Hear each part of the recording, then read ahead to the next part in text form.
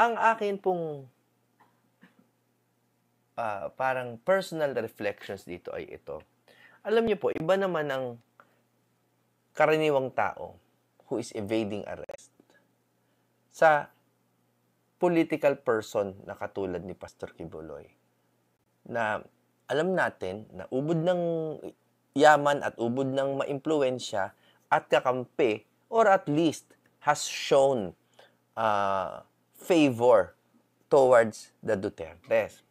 No? Ngayon, kung ikaw po ba ay may legitimate fear for your life and a reasonable na pagdududa or doubt sa mga law enforcers, magtatago ka ba? No? Yun po yung aking tanong sa inyo. Hindi ko gina-justify kung tama bang magtago si pastor o hindi. Pero kung reasonable yung fear niya, yun ang